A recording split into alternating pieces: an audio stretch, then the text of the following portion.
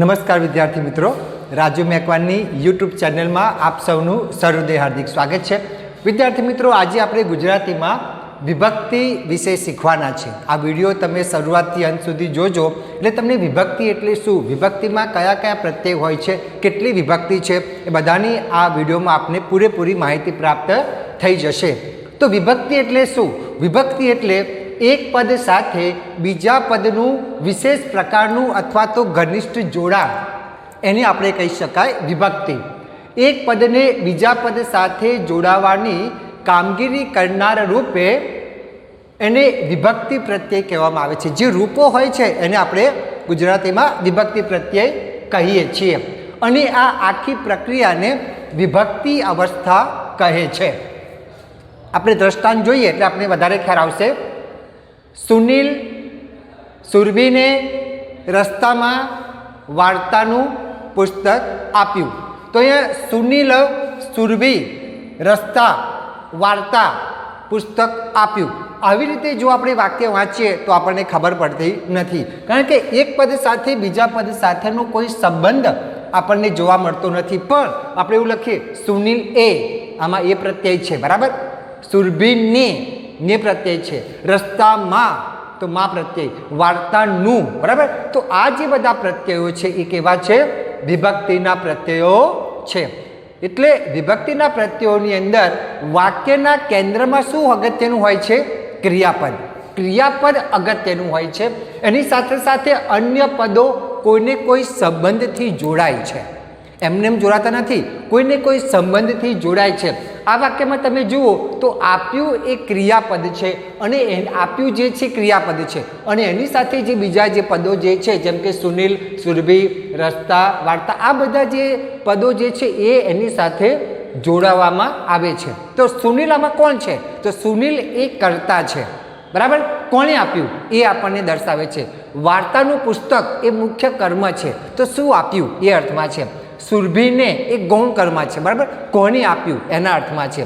રસ્તામાં આપવાની ક્રિયાનું સ્થાન દર્શાવે છે, એટલે કે ક્યાં આપ્યું।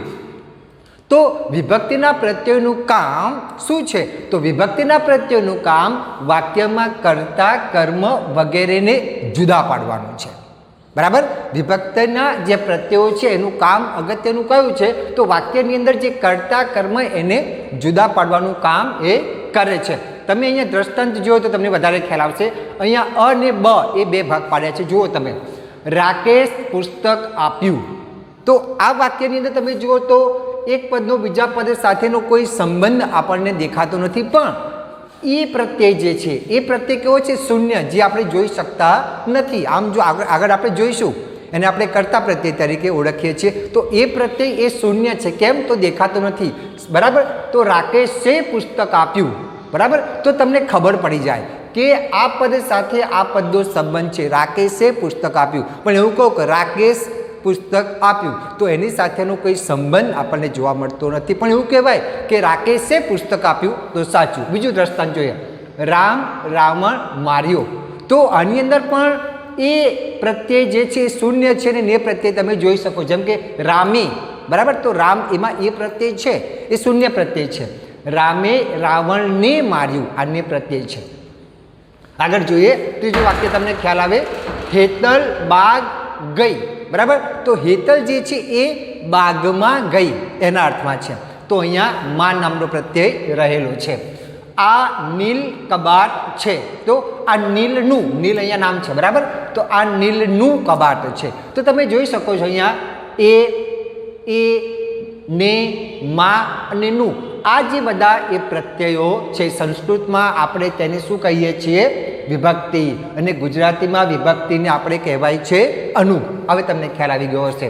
એટલે વિભક્તિ એ શું કામ કરે છે અગત્યનું જોવા જઈએ તો વાક્યમાં રહેલા પદો સાથે સંબંધ દર્શાવતા પ્રત્યયોને વિભક્તિના પ્રત્યયો કહેવામાં આવે છે। આગળ જોઈએ આપણે ગુજરાતી ભાષામાં કેટલી વિભક્તિ છે? તો ગુજરાતી ભાષામાં 8 વિભક્તિ છે। વિભક્તિ પ્રત્યયોમાં અનુગો અને નામયોગ્યોનો સમાવેશ થાય છે। અનુગો હંમેશા શબ્દની સાથે જોડાઈને આવે છે। તમે જુઓ અનુગ જે છે આપણે ના, ને, નો, ની, નું, માં, આ બધા અનુગો જે છે એ હંમેશા શબ્દોની સાથે જોડાઈને આવે છે. અનુગો હંમેશા શબ્દની સાથે જોડાઈને આવે છે અને નામયોગી જે છે શબ્દથી અલગ રીતે લખાય છે. બરાબર, નામયોગી જે છે એ શબ્દથી છૂટા લખાય છે. તો અનુગો અને નામયોગીઓ વચ્ચેનો આ મહત્વનો અગત્યનો તફાવત છે, યાદ રાખજો. અનુગો જે છે એ શબ્દની સાથે જોડાય છે અને નામયોગીઓ જે છે શબ્દથી છૂટા લખાય છે. એ, ને, થી, નો, ની, નું, ના, માં વગેરે આ બધા શું છે? અનુગો છે.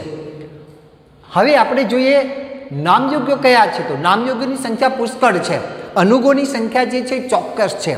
જ્યારે નામયોગીની સંખ્યા કેવી છે? ઘણી બધી છે. જુઓ તમે, વડે, થકી, દ્વારા, મારફત, સાથે, માટે, વાસ્તે, કાજે, વિના, લીધે, કારણે, તરીકે, પેઠે, માફક, ખાતર, તણું, કેરું, પાસે, તરફ, સામે, અંદર, બહાર, નીચે, આગળ, પાછળ, સુધી, અંગે, હંમેશા, વિશે, નજીક, હમણાં, નિત્ય, અત્યારે, ઉપર, કેવળ વગેરે નામયોગ્યો છે.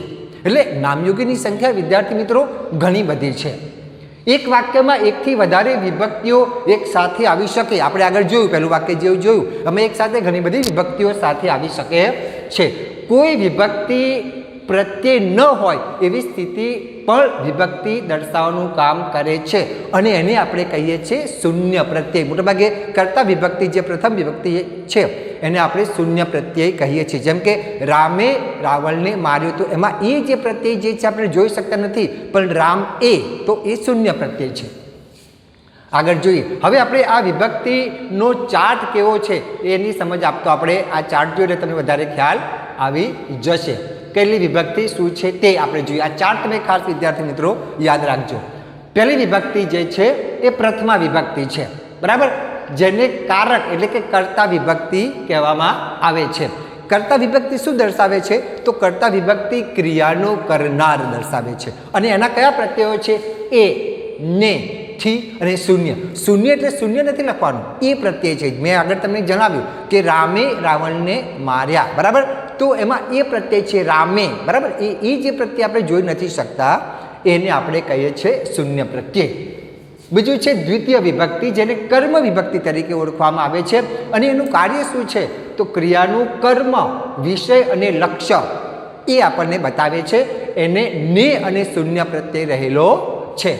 તૃતીય વિભક્તિ, જેને આપણે કરણ વિભક્તિ કહીએ છીએ, એ વિભક્તિ ક્રિયાનું સાધન, રીત કે કારણ દર્શાવે છે. એના કયા પ્રત્યયો છે? તો એ, થી, થકી, વડે, દ્વારા અને મારફત. ચતુર્થ વિભક્તિ છે એને આપણે સંપ્રદાન તરીકે ઓળખીએ છીએ. એમાં શું હોય છે? તો મેળવનાર અને ક્રિયાનો હેતુ કે ક્રિયાનું કારણ દર્શાવે છે. એના કયા પ્રત્યયો છે? માટે, કાજે, વાસ્તે, સારું અને ને, આ બધા એના પ્રત્યયો છે. પાંચમી વિભક્તિ છે જેને આપણે અપાદાન વિભક્તિ કહીએ છીએ અને અપાદાન વિભક્તિ શું કરે છે? તો છૂટું પાડવાની ક્રિયામાં સ્થિર જે પદાર્થ છે છૂટું પાડવાનું કામ કરે છે. અપાદાન વિભક્તિ એટલે છૂટા પાડવાનું કામ કરે છે. તો એના જોઈએ તો એમાં માંથી, અંદરથી, ઉપરથી, પાસેથી આ જે બધા પ્રત્યયો એમાં પ્રયોજાય છે. છઠ્ઠી વિભક્તિ છે સંબંધ વિભક્તિ છે, એટલે આપણે એને કહીએ છીએ સંબંધ દર્શાવનાર વિભક્તિ. એનો પ્રત્યય છે નો, ની, નું અને ના, આ એના પ્રત્યયો છે. સપ્તમી વિભક્તિ છે જેને આપણે અધિકરણ વિભક્તિ કહીએ છીએ.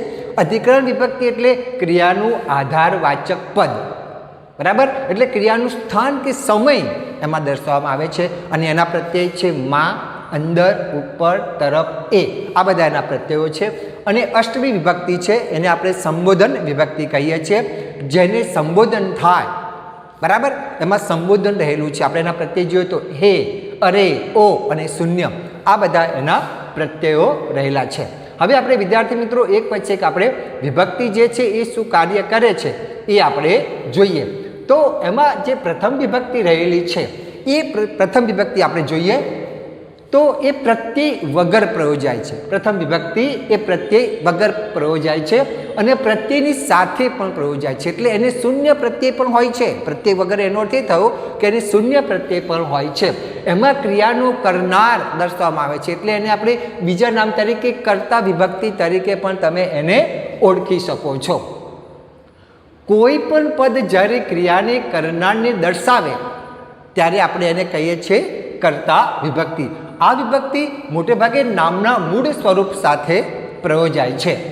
કર્તા વિભક્તિમાં પ્રત્યય ન હોય અને હોય પણ કયા કયા પ્રત્યયો છે? તો એ, ને, થી સાથે આવે છે. પ્રત્યય એ જ અનુગ અને પ્રત્યય એ જ એટલે પ્રત્યયનું બીજું નામ છે અનુગ. કોઈ તમને એવું પૂછે કે નીચેમાંથી અનુગ ઓળખાવો તો પ્રત્યય ઓળખાવો, બંને સરખું છે. આપણે જોઈએ તો આ જે પ્રથમ વિભક્તિ જે છે એ કયા કયા અર્થમાં પ્રયોજાય છે તો એ આપણે જોઈએ. તો પહેલો અર્થ છે એનો કર્તા છે. તો કર્તાનો અર્થ જેમ કે રમણ દોડે છે, વીણા બાજુ વગાડે છે. આ દ્રષ્ટાંત તમે જોઈ લો તમને ખ્યાલ આવશે. તો રમણ અને વીણા એ શું છે? નામ છે, કર્તા છે, એમાં પ્રત્યય નથી. બરાબર. તો નામનો ક્રિયાપદ સાથેનો એટલે કે કર્તાનો સંબંધ દર્શાવે છે. તો કયો છે? તો દોડે. બરાબર. બીજું જોઈએ, નામનો ક્રિયાપદ સાથેનો સંબંધ દર્શાવે છે. કયો સંબંધ છે? તો કર્તા સાથેનો સંબંધ અહીંયા દર્શાવે છે. એટલે પ્રથમ વિભક્તિ કયા અર્થમાં વપરાય છે? કર્તા અર્થે વપરાય છે. તમને વધારે ખ્યાલ આવે વિદ્યાર્થી મિત્રો. બરાબર. તો અહીંયા જે છે ને એ અર્થમાં પ્રયોજવામાં આવે છે. હવે આપણે આગળ જોઈએ. અહીંયા તમે જુઓ કે અહીંયા જે પ્રત્યય જે છે આ બરાબર વીણા બાજુ વગાડે છે એના સંદર્ભમાં આપણે જોવાનું છે. બરાબર. તો એ નામનો ક્રિયાપદ સાથેનો આ જે નામ છે એનો ક્રિયાપદ સાથેનો સંબંધ અહીંયા તમે જોઈ શકો છો. બરાબર. હવે આપણે આગળ જોઈએ એટલે તમને વધારે ખ્યાલ આવશે. બીજો અર્થ છે એનો એ વિધેય અર્થે છે.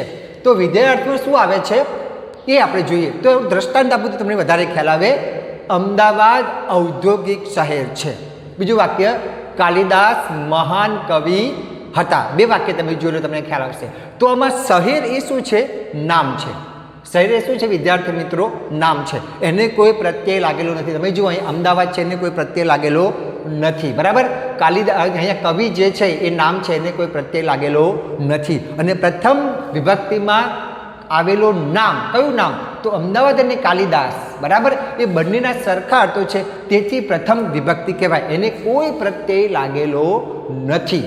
બરાબર. એટલે કે વિધેય અર્થે છે. આ નામ વાક્યમાં ક્રિયાપદનો અધૂરો રહેતો અર્થ પૂરો કરવા એટલે કે ક્રિયાપૂરક કે વિધેય તરીકે વપરાય છે. તેથી તેમની વિભક્તિને વિધેય અર્થે રહેલી છે. બીજું દ્રષ્ટાંત આપણે જો તો ખ્યાલ આવે. ગાંધીજી મહાન પુરુષ હતા. આણંદ મોટું શહેર છે. રમેશ શાળાની ટીમનો કેપ્ટન થયો.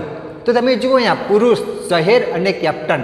બરાબર. એ ક્રિયાપૂર્વક શબ્દો છે. કેવા શબ્દો છે? ક્રિયાપૂર્વક છે. હોવું, થવું કયા અર્થમાં છે? તો ક્રિયાપદો એમને એમ વપરાય તો અર્થ અધૂરો રહે. તો એના માટે ક્રિયાપૂર્વક શબ્દોને પ્રત્યય લાગતો નથી. જે ક્રિયાપૂર્વક જે શબ્દો છે એને વિદ્યાર્થી મિત્રો પ્રત્યય લાગતો નથી. બરાબર. એટલે તમને વધારે ખ્યાલ આવશે.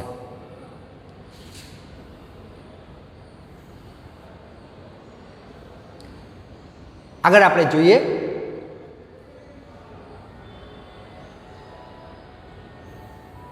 પરિણામ અર્થે પહેલી વિભક્તિ. આપણે આ પહેલી વિભક્તિની ચર્ચા કરી છે. તો આણંદમાં 10 ઇંચ વરસાદ થયો.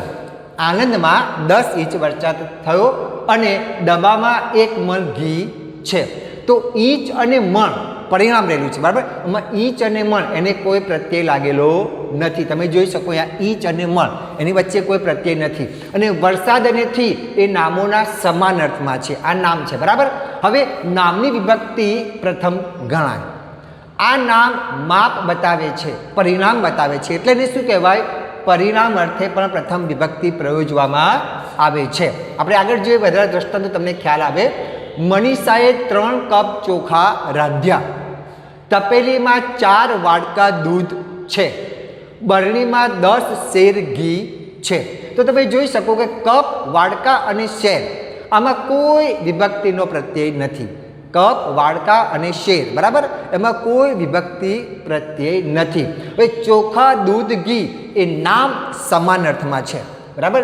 ચોખા, દૂધ અને ઘી આ જે 3 જે છે સરખા અર્થમાં છે. અને નામ એ શું બતાવે છે?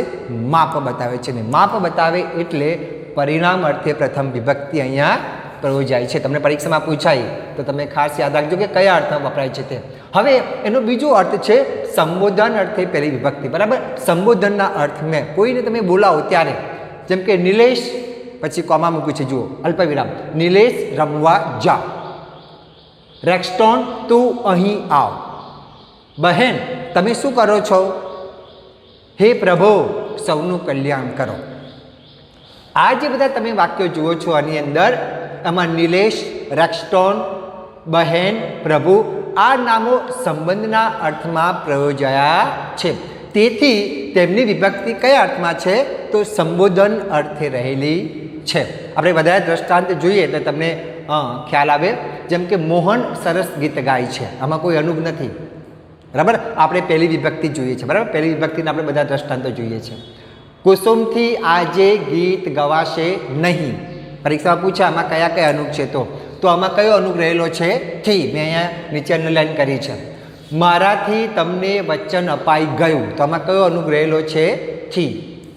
ઝાડે મને છાયો આપ્યો, આમાં એ પ્રત્યય છે, બરાબર. એટલે શૂન્ય પ્રત્યય છે, આમાં કોઈ પ્રત્યય નથી, પણ શૂન્ય પ્રત્યય તો છે.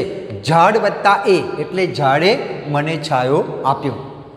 મનીષાએ બાળકને તેડી લીધું, તો આમાં એ પ્રત્યય છે.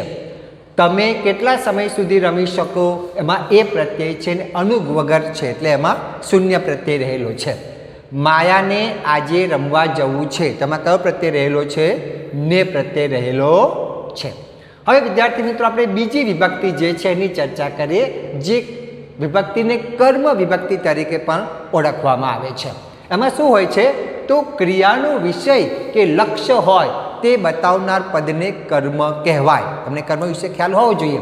તો ક્રિયાનો વિષય કે લક્ષ્ય હોય તે બતાવનાર પદને કર્મ કહેવામાં આવે છે. કર્તા પોતાની ક્રિયા વડે જે ફળ પ્રાપ્ત કરવા ઈચ્છે તે કર્મ. કર્તા દ્વારા જે ક્રિયા અથવા પ્રવૃત્તિ થાય તેનો આધાર હોય તે કર્મ. એને પ્રત્યય નથી અથવા તો ને પ્રત્યય હોય છે, અને પ્રત્યય નથી અને ને પ્રત્યય હોય છે. એમાં પહેલો અર્થ જોઈએ તો એમાં કયો પહેલો અર્થ છે? તો એ કર્મનો પહેલો અર્થ રહેલો છે. હું પુસ્તક વાંચું છું. મેં મિત્રોને જમવા બોલાવ્યા. આ બે વાક્ય જોઈએ તો પુસ્તક અને મિત્ર, એમાં શું છે? તો હું અને મેં એ નામની ક્રિયાપદ સાથે કર્મનો સંબંધ છે, બરાબર. જે નામ પ્રત્યય વગરના કે પ્રત્યયવાળા એટલે કે કર્મ તરીકે હોય તેમની વિભક્તિ કર્મ અર્થ છે એવું કહી શકાય. સામાન્ય રીતે કર્મ એ સજીવ પદાર્થ હોય તો તેને ને પ્રત્યય લાગે છે. ખાસ યાદ રાખજો વિદ્યાર્થી મિત્રો, ખાસ યાદ રાખજો, બરાબર. પરીક્ષા માટે ખાસ કે સામાન્ય રીતે કર્મ એ સજીવ પદાર્થ હોય ને તો તેને ને પ્રત્યય લાગે છે. નિર્જીવ પદાર્થ હોય તો તેને પ્રત્યય લાગતો નથી. ખાસ તમે યાદ રાખજો, સજીવ પદાર્થ હોય ને તો અને તો જ એને ને નામનો પ્રત્યય લાગે છે, અને નિર્જીવ પદાર્થ હોય તો તેને પ્રત્યય લાગતો નથી. આપણે દ્રષ્ટાંત જોઈએ તો તમને વધારે ખ્યાલ આવે. જેમ કે મોહને પુસ્તક ખરીદ્યું. શારદા મોજા ગૂંથે છે. કનુએ મનુને બચાવ્યો છે. તો આમાં પુસ્તક, મોજા અને મનુ આ પદો કર્મના અર્થમાં છે. તેમની વિભક્તિ કર્માર્થે બીજી વિભક્તિ ગણાય. હવે આપણે જોઈએ પરિણામ અર્થે પણ બીજી વિભક્તિ પ્રયોજવામાં આવે છે. જેમ કે હું દરરોજ 1 શેર દૂધ પીઉં છું, અથવા 500 ગ્રામ દૂધ પીઉં છું કે 1 લીટર દૂધ પીઉં છું, બરાબર. તો હું દરરોજ 1 શેર દૂધ પીઉં છું. તેણે બધાને મુઠ્ઠી મુઠ્ઠી અનાજ વહેંચ્યું. આ બે વાક્ય તમે જુઓ તો શેર અને મુઠ્ઠી મુઠ્ઠી એ શું બતાવે છે? માપ. માપ એટલે કે પરિણામ બતાવે છે. તો એમાં દૂધ અને ઘઉં એ બીજી વિભક્તિમાં આવેલા નામના સમાન અર્થમાં વપરાયેલા છે. નામના સમાન અર્થમાં વપરાયેલા છે, એટલે કે આવા નામોની વિભક્તિ પરિણામ અર્થે બીજી ગણી શકાય, બરાબર. હવે આપણે આગળ જોઈએ. આ વિભક્તિ બીજી વિભક્તિ જે છે એ વિધેય અર્થે પણ પ્રયોજવામાં આવે છે, વિધેયના અર્થમાં. તો જોઈએ દ્રષ્ટાંત તમને ખ્યાલ આવશે. હું મહેન્દ્રને મારો મિત્ર સમજું છું. બીજું વાક્ય જોઈએ, રાજાએ તેને પ્રધાન બનાવ્યો. તો તમે અહીં જોઈ શકો છો મિત્ર અને પ્રધાન, બરાબર. મિત્ર અને પ્રધાન એ બીજી વિભક્તિમાં આવેલા મહેન્દ્ર તથા તેને એટલે કે એ નામ તથા સર્વનામના વિધેયક તરીકે વપરાયેલા છે. તેથી તેમની એટલે કે મિત્ર અને પ્રધાન એ નામની વિભક્તિ વિધેયાર્થે રહેલી છે. આગળ જોઈએ, મર્યાદા અર્થે પણ બીજી વિભક્તિ પ્રયોજાય છે. મહેશે 2 કલાક વાંચ્યું. રાજુ 8 માઇલ ચાલ્યો. અમે ગામડામાં 2 વર્ષ રહ્યા. તો તમે જુઓ, કલાક, માઇલ અને વર્ષ આ શબ્દો શું બતાવે છે? મર્યાદા. 2 કલાક એટલે કે 2 કલાક સુધી જ, વધારે નહીં. 8 માઇલ એટલે 8 જ, વધારે નહીં. અને 2 વર્ષ એટલે 2 વર્ષ, વધારે કે ઓછા નહીં. એટલે કે આમાં સમયની મર્યાદા દર્શાવવામાં આવે છે. એટલે એને બીજી વિભક્તિ મર્યાદા અર્થે પણ પ્રયોજવામાં આવે છે. હવે વિદ્યાર્થી મિત્રો એક ખાસ નોંધ છે, એ યાદ રાખજો. પણ ક્યારેક સમય સૂચક નામોમાં મર્યાદાનો અર્થ હોતો નથી. સમયવાચક નામ એ મર્યાદા દર્શાવે છે કે નહીં તે નક્કી કરવાનો સહેલો ઉપાય કયો છે? તો કે વાક્યમાં આવા નામ પછી સુધી, લગી કે પર્યંત શબ્દ મૂકી જોવો.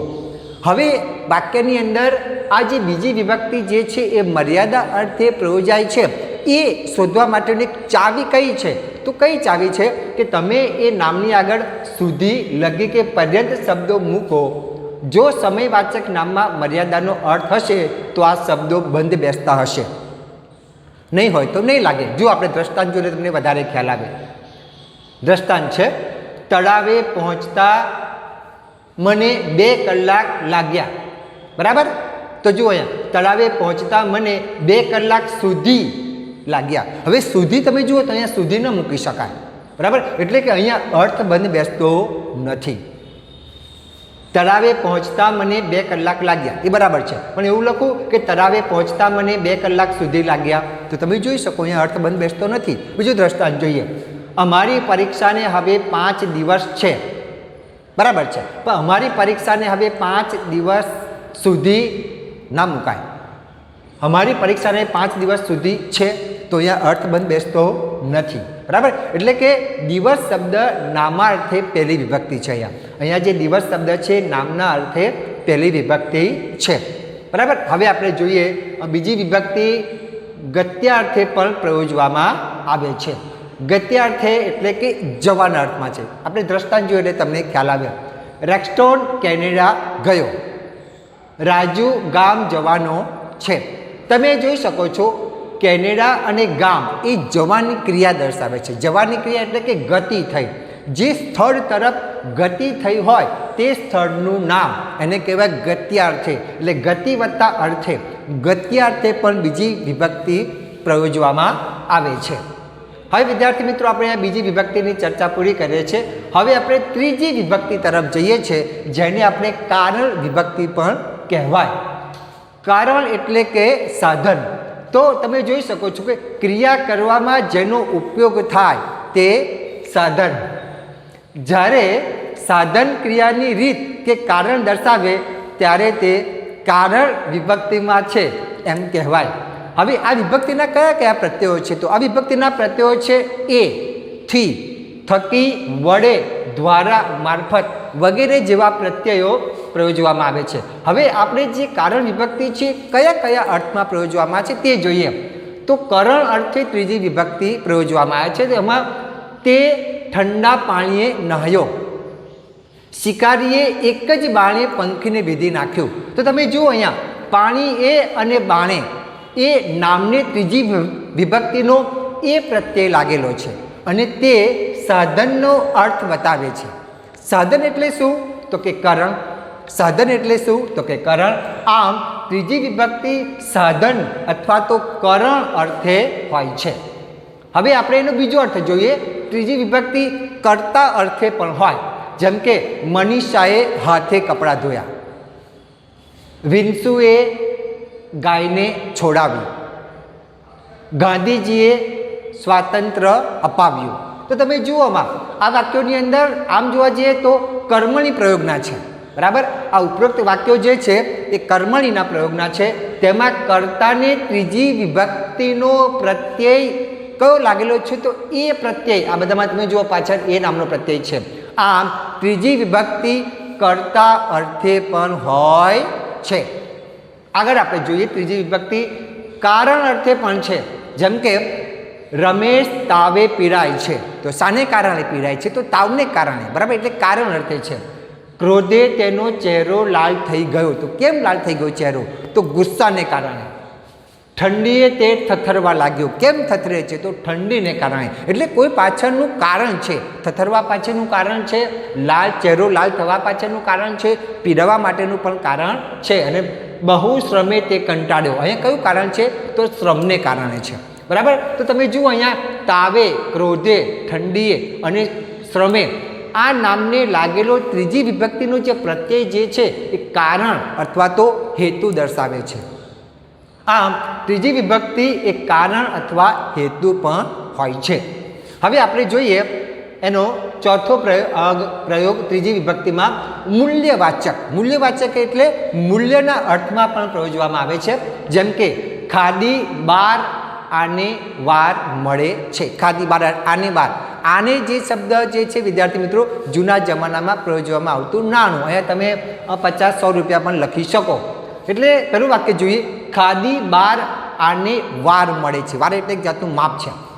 પહેલાં સોનું 30 રૂપિયે તોલું હતું, વર્ષો પહેલાંની વાત છે, બરાબર, આઝાદી પહેલાંની વાત છે। અત્યારે તો લગભગ 70-80 હજાર રૂપિયે પહોંચ્યું છે, બરાબર। એટલે આપણે જૂનું અર્થમાં જોઈએ છે, પહેલાં સોનું 30 રૂપિયે તોલો મળતું હતું। હવે તમે જુઓ આમાં આને અને રૂપિયો એ શું બતાવે છે? તો આ નામને લાગેલો ત્રીજી વિભક્તિનો પ્રત્યય કિંમત દર્શાવે છે। કિંમત એટલે કે મૂલ્ય દર્શાવે છે। આમ ત્રીજી વિભક્તિ એ મૂલ્યવાચક પણ હોય છે। હવે અપંગાર્થે પણ ત્રીજી વિભક્તિ પ્રયોજવામાં આવે છે। જોઈએ આપણે દ્રષ્ટાંતથી તમને ખ્યાલ આવ્યો। તે આંખે આંધળો છે, મનુ કાને બહેરો છે। આ વાક્યમાં તમે જુઓ તો શરીરમાં ખોડ ખાપણના અંગોના નામને ત્રીજી વિભક્તિનો પ્રત્યય લાગેલો છે। આમ ત્રીજી વિભક્તિ શરીરના અંગોની ખોડ પણ દર્શાવે છે, તેથી તેને અપંગાર્થે પણ કહેવાય। દ્રષ્ટાંત જોડે તમને ખ્યાલ આવે, બરાબર। અહીંયા તમે જુઓ તે આંખે આંધળો છે, મનુ કાને બહેરો છે, તે પગે લંગડો છે, બરાબર। એટલે અપંગના અર્થમાં અહીંયા આ વિભક્તિ પ્રયોજાય છે। હવે આપણે એનો છઠ્ઠો અર્થ જોઈએ, ફળવાચક એટલે કે ફળાર છે એમ। ફળ એટલે ખાવાના ફળના અર્થમાં નથી, બરાબર, એ ખાસ યાદ રાખજો। તો દ્રષ્ટાંત જોઈએ તો ખ્યાલ આવે, રામજીભાઈ પહેલે વર્ષે પાસ થયા, ફળ મળ્યું છે। ગાડી આણંદ 2 કલાકે પહોંચશે। આ વાક્યમાં તમે જુઓ વર્ષે અને કલાકે આ નામોની ત્રીજી વિભક્તિનો પ્રત્યય લાગેલો છે। કયો પ્રત્યય? તો કે તે ક્રિયા પૂરી થવાનો સમય દર્શાવે છે, એટલે કે એનું ફળ દર્શાવે છે। આમ ત્રીજી વિભક્તિને ફળ અર્થે પણ કહેવામાં આવે છે। એ પ્રત્યય વર્ષે કલાકે, બરાબર, શૂન્ય પ્રત્યયના અર્થમાં છે, એટલે કે આમાં વર્ષે અને કલાકે એ એનું ફળ દર્શાવે છે। એટલે આ વિભક્તિને ફળવાચક તૃતીય વિભક્તિ પણ કહી શકાય। હવે આપણે એનો સાતમો અર્થ જોઈએ તો એને આપણે પરિણામવાચક કહેવાય। દ્રષ્ટાંત જોઈએ તમને ખ્યાલ આવશે, તમે મારા કરતાં 10 વર્ષ મોટા છો। તમે મારા કરતાં 10 વર્ષ મોટા છો। આ વાક્યમાં વર્ષે આ નામને લાગેલો ત્રીજી વિભક્તિનો પ્રત્યય એ શું બતાવે છે? પ્રમાણ બતાવે છે। પ્રમાણ બતાવે છે એટલે પરિણામ દર્શાવે છે, બરાબર।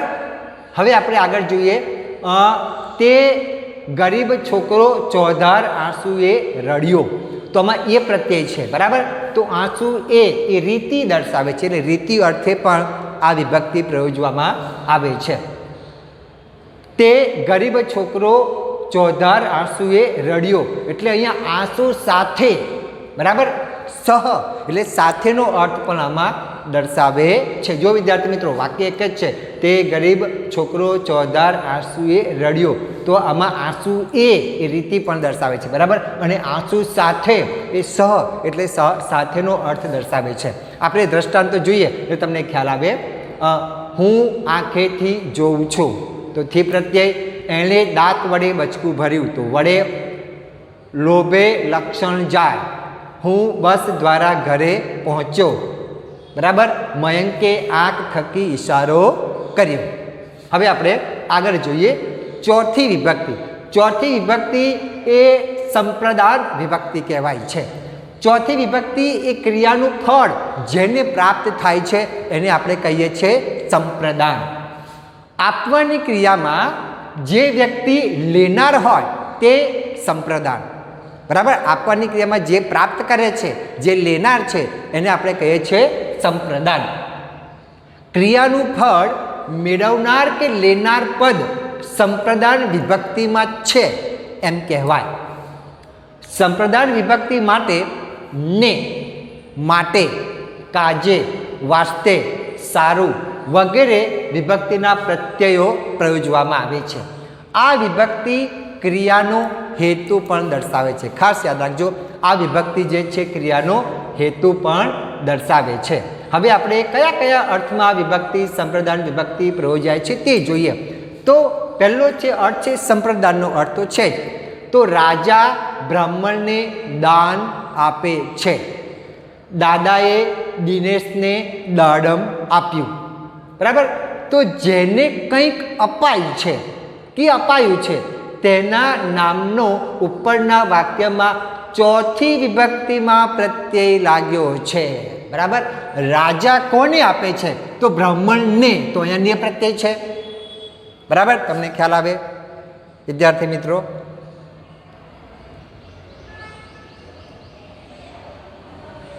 તો આમાં ને દાન આપેલું છે, આમાં જે છે ને, બરાબર. રાજા કોને દાન આપે છે? તો બ્રાહ્મણને.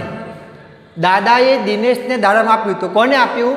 તો દાદાએ દિનેશને આપ્યું, બરાબર. તો તમે જોઈ શકો છો અહીંયા ને પ્રત્યે બ્રાહ્મણને, દિનેશને અન્ય પ્રત્યે લાગ્યો છે, એટલે કે આમાં આપવાની ક્રિયાને સંપ્રદાન કહે છે. તેથી આ નામોની વિભક્તિ સંપ્રદાન અર્થે ચોથી વિભક્તિ પણ ગણાય છે. હવે ચોથી વિભક્તિ ગૌણ કર્માર્થે પણ હોય છે, ગૌણ કર્મ હોય છે. દ્રષ્ટાંત જોઈને તમને ખ્યાલ આવે. પૂજારીએ મહાદેવને ફૂલ ચડાવ્યા. શિક્ષક વિદ્યાર્થીઓને વાર્તા કહે છે. તો તમે જુઓ આમાં આ વાક્યમાં બે કર્મ છે. બે કર્મ કયા? તો ફૂલ અને વાર્તા મુખ્ય કર્મ છે, અને મહાદેવને અને વિદ્યાર્થીઓને એ ગૌણ કર્મ છે, બરાબર. આમાં ફૂલ અને વાર્તા એ મુખ્ય કર્મ રહેલું છે, અને મહાદેવ અને વિદ્યાર્થીઓ એ ગૌણ કર્મ છે. હવે ગૌણ કર્મને ચોથી વિભક્તિનો પ્રત્યય લાગ્યો છે, બરાબર. તો આ જે મુખ્ય કર્મ છે ને ગૌણ કર્મ જે છે મહાદેવ અને વિદ્યાર્થીઓને તમે જોઈ શકો છો અહીંયા ને પ્રત્યય લાગેલો છે. આમ ચોથી વિભક્તિ ગૌણ કર્મ દર્શાવવા માટે પણ પ્રયોજવામાં આવે છે. હવે બીજા કર્મનું મહત્વ ઓછું છે, તેને માટે ગૌણ કર્મ કહેવાય. પૂજારીએ ફૂલ ચડાવ્યા, બરાબર. પૂજારીએ ફૂલ ચડાવ્યા, તો આમાં મહાદેવને એ ગૌણ કર્મ થયું, બરાબર. ફૂલ એ મુખ્ય કર્મ છે. અહીંયા તમને મેં સમજાવ્યું છે કે ગૌણ કર્મ કોને કહેવાય ને મુખ્ય કર્મ કોને કહેવાય તે. તો વિદ્યાર્થી મિત્રો આમાં મહાદેવને અને વિદ્યાર્થીઓને એ ગૌણ કર્મ છે, બરાબર. તમે પૂજારીએ ફૂલ ચડાવ્યા તો પણ તમે વાક્યનો અર્થ તો સમજી શકો છો. શિક્ષક વાર્તા કહે છે તો પણ તમે વાક્યનો અર્થ સમજી શકો છો. એમાં મુખ્ય કર્મથી આપણને અર્થ સમજાય છે, પણ આપણે વધારે અર્થ સમજવા માટે ગૌણ કર્મ મુખ્ય છે. પૂજારીએ મહાદેવને ફૂલ ચડાવ્યા, ફક્ત મહાદેવને. શિક્ષક વિદ્યાર્થીઓને વાર્તા કહે છે, બરાબર, બીજા કોઈને નહીં. આગળ આપણે જોઈએ કર્તા અર્થે પણ આ વિભક્તિ પ્રયોજવામાં આવે છે. જેમ કે રામને વનમાં જવું પડ્યું. વાત સાંભળીને પિતાજીને દુઃખ થયું. મારે બહારગામ જવું છે. તો રામને, પિતાજીને ને મારે એ નામનો પ્રત્યય, બરાબર, શૂન્ય પ્રત્યય છે. તો આ વાક્યમાં રામને, પિતાજીને, મારે આ નામો કર્તાના છે. તેમને ચોથી વિભક્તિનો પ્રત્યય લાગેલો છે. આમ ચોથી વિભક્તિ કર્તા અર્થે પણ પ્રયોજવામાં આવે છે. હવે હેતુ અર્થે પણ ચોથી, હેતુ એટલે કે પ્રયોજન, બરાબર. હેતુ એટલે કે પ્રયોજન. તો હેતુ અર્થે એટલે કે પ્રયોજન અર્થે પણ ચોથી વિભક્તિ પ્રયોજવામાં આવે છે. અમે વરસાદમાં ફરવાને નીકળ્યા, બરાબર. તો આમાં તમે વરસાદમાં કેમ જાઓ છો? તો એનો ચોક્કસ હેતુ છે, ફરવાનો હેતુ છે. અમે દેલવાડાના ડેરા જોવાને જઈશું, બરાબર. તો કયો હેતુ છે? જોવા માટેનો છે. તે ભણવાને જાય છે, તો ભણવા માટેનો હેતુ છે.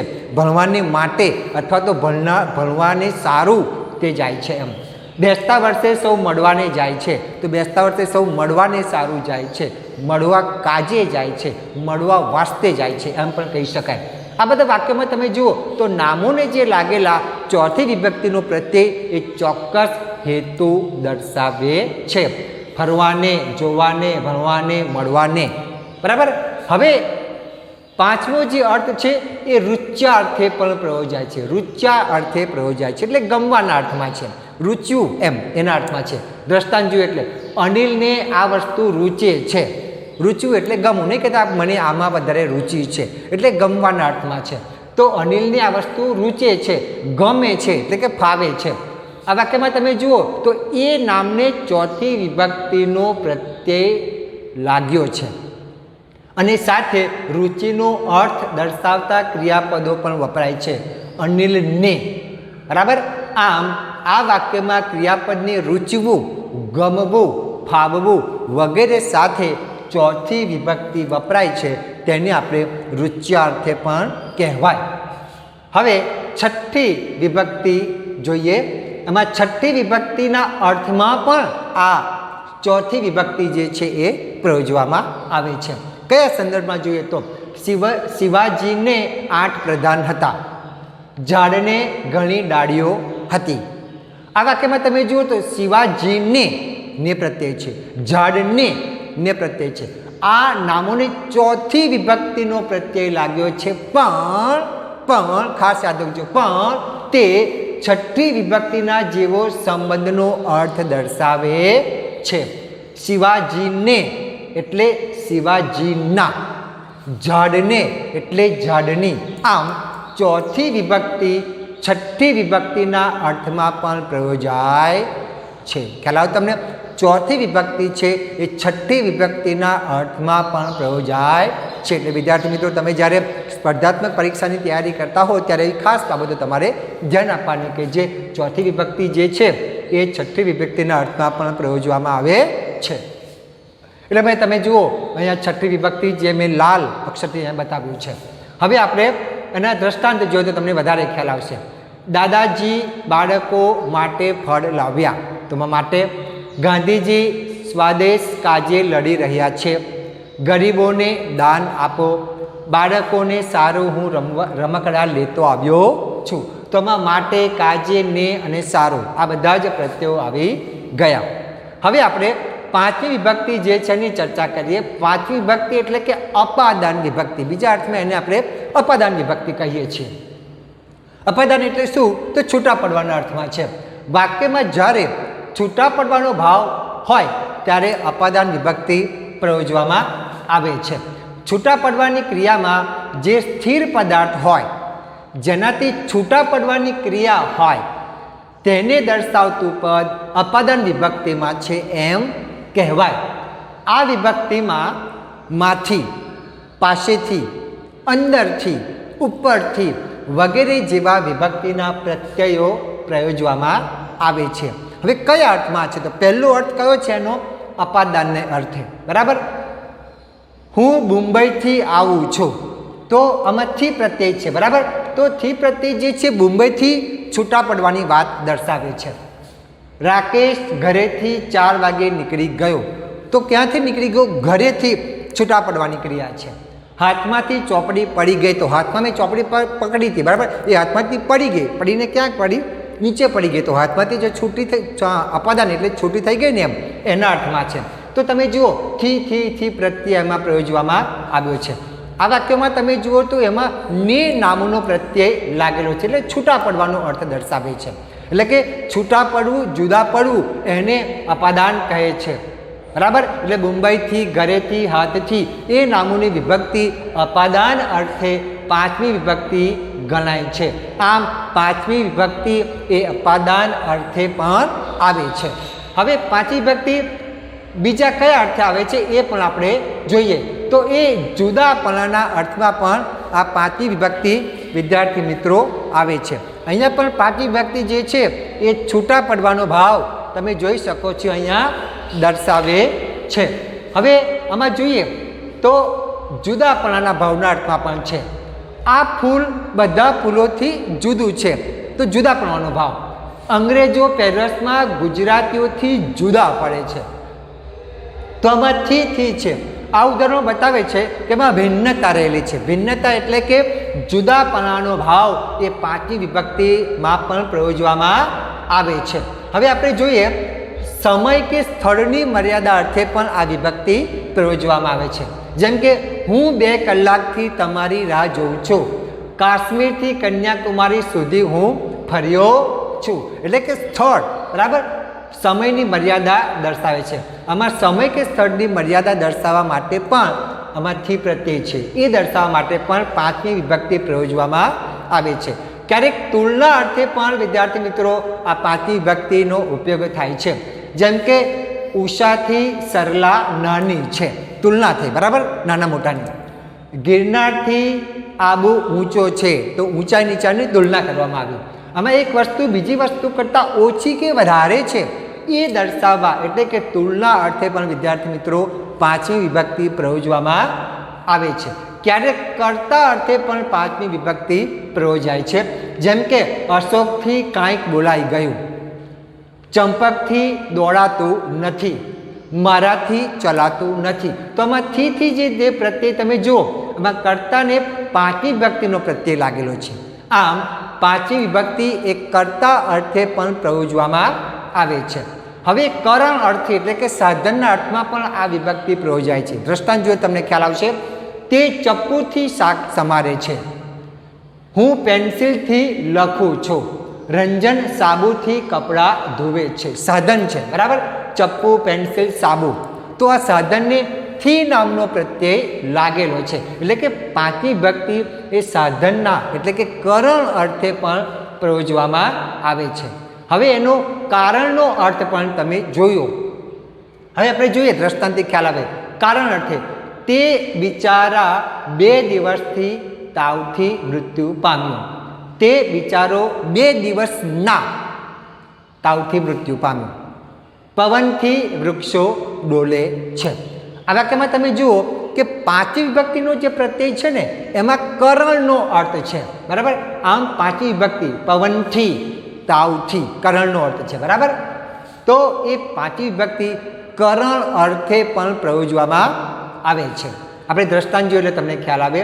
આકાશમાંથી વરસાદ પડે છે તો માથી પ્રત્યે, તે ધાબા ઉપરથી પડ્યું તો ઉપરથી, વૃક્ષ પરથી પાંદડા ખરતા જોઉં છું તો પરથી, ઊંડા અંધારેથી પ્રભુ પરમ તેજે લઈ જા તો થી બરાબર. હવે આપણે આગળ જોઈએ છઠ્ઠી વિભક્તિ. છઠ્ઠી વિભક્તિ એ સંબંધ દર્શક વિભક્તિ છે. હવે એક નામને અન્ય નામ સાથે જોડનાર એને આપણે સંબંધ કહીએ છીએ. એક નામ પદ અન્ય પદ સાથેનો સંબંધ વ્યક્ત કરે છે તે સંબંધ વિભક્તિ છે.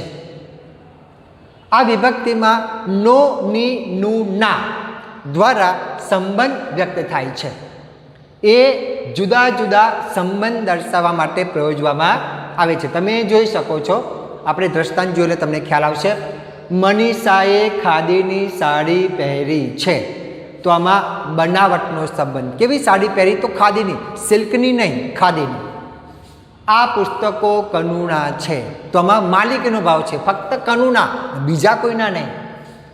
ત્રીજું, રમાનો નાનો ભાઈ ચાલા છે તો સગપણનો સંબંધ છે બરાબર, નાનો ભાઈ. છોકરો 5 વર્ષનો છે તો વયનો સંબંધ છે, 5 વર્ષનો છે એના અર્થમાં છે. ગંગાનો કિનારો રમણીય છે. કઈ નદી? તો ગંગા બરાબર, એનો કિનારો એનો ઉલ્લેખ કર્યો છે, કિનારો રમણીય છે એટલે સ્થળ બતાવે છે. મારી આંખની પાપણ ફરકે છે બરાબર, તો આમાં અંગનો સંબંધ છે, પાપણના અર્થમાં છે બરાબર, આંખની પાપણ ફરકે છે. મારી ઘડિયાળ 700 રૂપિયાની છે, મૂલ્ય દર્શાવે છે રૂપિયા. મારા આંબાની કેરીઓ મીઠી છે, ઉત્પત્તિનો સંબંધ બરાબર. કેરી ક્યાં પાકે છે? તો આંબાની, તો આંબા એ ઉત્પત્તિનું સ્થાન છે બરાબર, એટલે ઉત્પત્તિનો સંબંધ દર્શાવે છે. 9મું, સરસ્વતી ચંદ્ર શેઠના નોકરો ભલા છે, તો ઉપરીપણાનો ભાવ. સરસ્વતી ચંદ્ર શેઠના નોકરો ભલા છે, તો શેઠના. ઘરેણાની પેટી સાચવજો, તો હેતુનો ભાવ છે. ઘરેણા કિંમતી છે એટલે સાચવવાના અર્થમાં છે, હેતુના અર્થમાં છે. આ બધા ઉદાહરણો એ નામોને છઠ્ઠી વિભક્તિના પ્રત્યે લાગેલા છે અને તે દરેક નજીકના નામ સાથેનો સામે જણાવ્યા પ્રમાણેનો જુદી જુદી જાતનો, અહીંયા તમે જોયું, અહીંયા મેં બતાવ્યું છે બરાબર, આમાં જુદી જુદી જાતનો સંબંધ બતાવે છે. આમ છઠ્ઠી વિભક્તિ છે એ જુદી જુદી જાતના સંબંધ દર્શાવવા માટે પણ પ્રયોજવામાં આવે છે. હવે નામયોગી અને અવયવના સંબંધે પણ વપરાય છે. જેમ કે નિશાળની પાછળ બગીચો છે, મારી પાસે 50 સુંદર પુસ્તકો છે. આ વાક્યમાં તમે જુઓ કે છઠ્ઠી વિભક્તિના જે નામો છે એ બીજા કોઈ નામ સાથે નહીં, પણ પાછળ અને પાસે એ નામયોગી અવયવો સાથેનો સંબંધ છે. આમ નામયોગી અવયવોની સાથે સંબંધ બતાવવા માટે પણ આ છઠ્ઠી જે વિભક્તિ જે છે એ પ્રયોજવામાં આવે છે. બરાબર. હવે આપણે આગળ જોઈએ. કેટલીક વાર વિદ્યાર્થી મિત્રો નામયોગી એ અવયવ પહેલાં આવેલા નામનો છઠ્ઠી વિભક્તિનો પ્રત્યય ક્યારેક અધ્યાહાર પણ હોય છે. બરાબર. જેમ કે ગામ વચ્ચે ચોક છે. બરાબર. તો અમે ગામ વચ્ચે ચોક છે એવું બોલીએ એટલે આપણે સમજી જઈએ. હવે એવું કહેવાની જરૂર નથી કે ગામની વચ્ચે ચોક છે એમ. બરાબર. તો આ ની જે નામનો પ્રત્યય જે છે ને, ગામની વચ્ચે ચોક છે, એ કેવો પ્રત્યય છે? અધ્યાહાર પ્રત્યય છે. આપણે સમજી જવાનું હોય છે. બરાબર. એટલે ક્યારેક અધ્યાહાર પણ પ્રત્યય હોઈ શકે.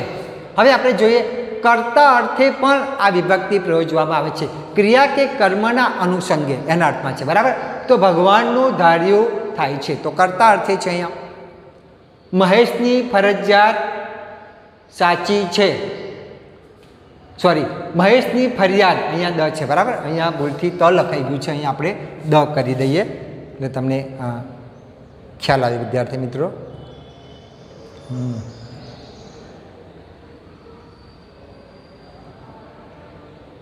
અહીંયા આપણે કરવાનું છે દ. બરાબર. ફરિયાદ દ લખાતું નથી વિદ્યાર્થી મિત્રો, ફરી આપણે જોઈ લઈશું. પણ ખાસ તમે ધ્યાન આપજો, મહેશની ફરિયાદ સાચી છે, તો આમાં કર્તાનો ભાવ છે. આગળ જોઈએ આપણે કર્મનો અર્થે પણ વપરાય છે. કર્મને અનુસંગે પણ, જેમ કે બીજ વરને પરની મહાસુખ માણે, તો કર્મનો અર્થ છે ને. મા બાપની સેવા સંતાનોનું કર્તવ્ય છે, તો ની. ક્યારેક કરણનો અર્થ પણ હોય છે. કરણ એટલે કે ક્રિયા કે કર્મના અનુસંગે.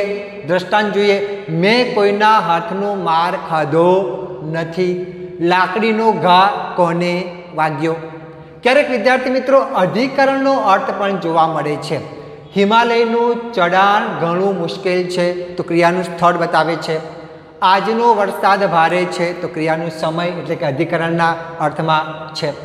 હવે આપણે જોઈએ વિદ્યાર્થી મિત્રો, સાતમી વિભક્તિ જે છે એ અધિકરણ વિભક્તિ કહેવાય છે. એમાં શું બતાવે છે? તો ક્રિયાનું સ્થાન કે સમય દર્શાવનાર પદો એ અધિકરણ વિભક્તિના છે એમ કહેવાય.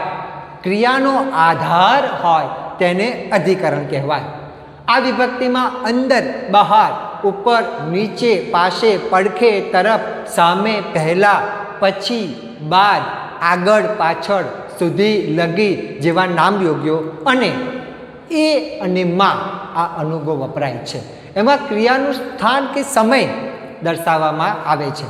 અધિકરણનો અર્થ ઘરમાં કોઈ બેઠું છે, તો ઘરમાં એ સ્થાન બતાવે છે. હું સાંજે ફરવા જઈશ, ક્યારે? તો સાંજના સમયમાં. બરાબર. એ સ્થાન બતાવે છે. તો વિદ્યાર્થી મિત્રો વાક્યમાં તમે જુઓ તો ઘરમાં ને સાંજે એ નામને સાતમી વિભક્તિનો પ્રત્યય લાગેલો છે. અનુક્રમે તે ક્રિયાના સ્થળ અને સમય બતાવે છે. ક્રિયાના સ્થળ કે સમયને અધિકરણ કહે છે. એટલે ઉપર જે નામો આવી ગયા એ નામોની વિભક્તિ અધિકરણ અર્થે સાતમી વિભક્તિ છે એમ કહેવાય. એટલે સાતમી વિભક્તિ જે છે એ અધિકરણ અર્થે પણ વપરાય છે. એમાં બીજો અર્થ છે સાધનનો અર્થ એટલે કે કરણનો અર્થ. તો 1 રૂપિયામાં 1 કેરી મળે. 5 લાખ રૂપિયામાં લગ્ન પતશે નહીં, આટલા પાણીમાં કપડાં કેમ ધોવાય? તો વાક્યમાં રૂપિયામાં, પાણીમાં આ નામને 7મી વિભક્તિનો પ્રત્યય લાગેલો છે, પણ તે ત્રીજી વિભક્તિની જેમ સાધન એટલે કે કરણનો અર્થ બતાવે છે. બરાબર. રૂપિયામાં તો રૂપિયા વડે, પાણીમાં એટલે પાણી વડે. આમ 7મી વિભક્તિ એ સાધન અર્થે પણ પ્રયોજવામાં આવે છે. આગળ જોઈએ નિર્ધારણ અર્થે એટલે કે તુલના અર્થે, જેને આપણે શ્રેષ્ઠતા અર્થે પણ કહી શકાય. જેમ કે નદીઓમાં ગંગા નદી સૌથી વધારે પવિત્ર છે, પર્વતોમાં હિમાલય સૌથી ઊંચો છે. તો તમે જોઈ શકો છો વિદ્યાર્થી મિત્રો અહીંયા કે નદીઓના આખા વર્ગમાં ગંગા નદી વધારે પવિત્ર છે એમ બતાવ્યું છે. એટલે કે બીજા વાક્યમાં જોઈએ તો પર્વતોના વર્ગમાં હિમાલય એ સૌથી વધારે ઊંચો છે એવું દર્શાવ્યું છે. આમ આખા વર્ગના નામને 7મી વિભક્તિનો પ્રત્યય લાગેલો છે. તેને નિર્ધારણ અર્થે વિભક્તિ કહે છે. નિર્ધારણ એટલે પદાર્થના વર્ગમાંથી એક પદાર્થને છૂટો પાડી એમાં અમુક ગુણ સર્વથી વધારે છે એ દર્શાવવું તે, અથવા તો એમ કહેવું તે. નદીઓમાં બરાબર ગંગા નદી સૌથી, નદીઓ જો ઘણી બધી છે એમાં ગંગા નદી જે છે એ વધારે પવિત્ર છે. જુઓ, નિર્ધારણ એટલે પદાર્થના વર્ગમાંથી એક પદાર્થને છૂટો પાડી. બરાબર. નદીઓ એ ઘણી બધી છે, એમાંથી એક છૂટી પાડી, કઈ? તો ગંગા. એમાંથી છૂટી પાડી અને અમુક ગુણ સર્વથી વધારે છે. તો કયો ગુણ? તો કે પવિત્રતાનો ગુણ, એમ કહેવાનો ભાવ છે. બરાબર. હવે જોઈએ સતી સપ્તમી વિભક્તિ. વિદ્યાર્થી મિત્રો આ ખાસ યાદ રાખજો, સતી સપ્તમી વિભક્તિ. જતે દહાડે તે રખડેલ છોકરો સુધરી ગયો. બીજું દ્રષ્ટાંત, ઘરે જતા મને યાદ આવ્યું. આ વાક્યમાં જતે, જતે એ કૃદંત છે અને દહાડે એ નામ છે. આ જતે એ કૃદંત છે અને દહાડે એ નામ છે. બંનેને 7મી વિભક્તિનો પ્રત્યય એ લાગેલો છે. બરાબર. જતે ને દહાડે, આ જતે કૃદંત છે ને નામ છે, પણ બંનેને એ નામનો પ્રત્યય લાગ્યો છે. આવા પ્રયોગોને સતી સપ્તમીનો પ્રયોગ કહે છે. બરાબર. બીજું વાક્ય જોઈએ. બીજા વાક્યમાં જતા એ વર્તમાન કૃદંતનું અવયવ તરીકે વપરાતું રૂપ છે અને ઘેર એ શું છે? નામ છે. બરાબર. ઘેર એ શું છે? નામ છે.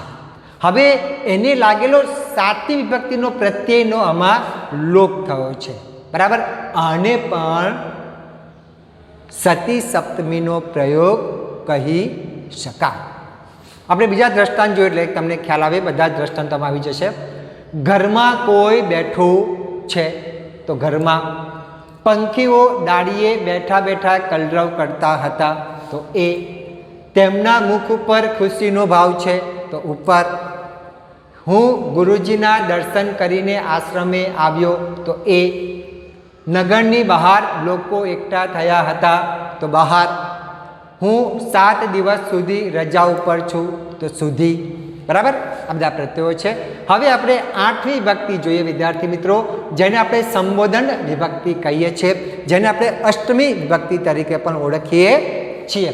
વાક્યમાં જ્યારે કોઈને સંબોધન કરવામાં આવ્યું હોય ત્યારે તે પદ સંબોધન વિભક્તિમાં આવે છે એમ કહેવાય. સંબોધન વિભક્તિ એક અર્થમાં કર્તા વિભક્તિ જ છે. સંબોધન વિભક્તિનું પદ વાક્યથી સ્વતંત્ર હોય છે, તેથી તેને અલ્પ વિરામ કે ઉદ્ગાર ચિહ્નથી અલગ દર્શાવવામાં આવે છે. બરાબર. આગળ જો વિદ્યાર્થી મિત્રો, સંબોધન વિભક્તિ એક અર્થમાં કર્તા વિભક્તિ છે, પણ એને ઓળખવા માટેનું કયું અગત્યનું ચિહ્ન છે? તો એને છૂટું દર્શાવવામાં આવે, એને અલ્પ વિરામ અથવા તો ઉદ્ગાર ચિહ્નથી અલગ દર્શાવે, એટલે તમારે માની જવાનું કે આ સંબોધન અર્થે વિભક્તિ છે. સંબોધનવાચક શબ્દો અથવા સીધું નામ પણ આ વિભક્તિમાં પ્રયોજાય છે. બરાબર. તો તમે જુઓ દ્રષ્ટાંતમાં, હે ઈશ્વર, આ શું થવા બેઠું? તો હે ઈશ્વર. આ સંબોધન વિભક્તિ છે. તમે જુઓ આમાં ઉદ્ગાર ચિહ્ન છે અને અલ્પવિરામ પણ મૂકેલું છે. વિંસુ એક ફોન કરી દેજે, તો એમાં વિંસુ એ નામ છે, બરાબર, એમાં અલ્પવિરામ મૂકેલું છે. બાળકો આગળ નદી છે, તો અહીંયા અલ્પવિરામ મૂકેલું છે. તો વિદ્યાર્થી મિત્રો, આ રીતે તમે સંબોધન વિભક્તિ ઓળખી શકો. તો વિદ્યાર્થી મિત્રો, તમે અહીંયા જોઈ શકો છો, આજે આપણે વિદ્યાર્થી મિત્રો આ વિડીયોમાં વિભક્તિ એટલે શું, કઈ કઈ વિભક્તિ છે અને વિભક્તિના કયા કયા પ્રત્યયો છે અને તે વિભક્તિ કયા કયા અર્થમાં પ્રયોજવામાં આવે છે એની આજે આપણે ચર્ચા કરી. વિદ્યાર્થી મિત્રો, જો તમે મારી યુટ્યુબ ચેનલ પર નવા આવ્યા હો તો મારે તમને ખાસ કહેવાનું કે મારી યુટ્યુબ ચેનલમાં આપણે ધોરણ 1 થી 12 ગુજરાતી વિષયને લગતા અભ્યાસ, સ્વાધ્યાય, વ્યાકરણ, ગદ્યાર્થ ગ્રહણ, પદ્યાર્થ ગ્રહણ, અર્થ વિસ્તાર, સંક્ષેપીકરણ, અહેવાલ લેખન, વાર્તા લેખન, સાથે સાથે આદર્શ ઉત્તરવહી કેવી રીતે લખી શકાય તેના બધા જ વિડીયો અને શાળામાં ગરબા અને નાટક તમારે યોજવું હોય તો એના પણ વિડીયો તમને મારી એકમાત્ર યુટ્યુબ ચેનલમાંથી મળી રહેશે. સાથે સાથે અધ્યયન નિષ્પત્તિના વિડીયો પણ આપને મારી એકમાત્ર યુટ્યુબ ચેનલમાંથી મળી રહેશે. વિદ્યાર્થી મિત્રો, જો તમને ગુજરાતી વ્યાકરણમાં કંઈ મુશ્કેલી પડે તો તમે નીચે કોમેન્ટ બોક્સમાં કોમેન્ટ કરીને જણાવજો, જેથી ફરી વખત જ્યારે વિડીયો બનાવવાનું થાય તો એને ધ્યાનમાં રાખીને વિડીયો બનાવી શકાય. તો અહીંયા મારો વિડીયો પૂર્ણ કરું છું. ફરી વખત આપણે આવા સરસ મજાના ટોપિક સાથે મળીશું. ત્યાં સુધી આપની રજા લો. આવજો વિદ્યાર્થી મિત્રો, આવજો.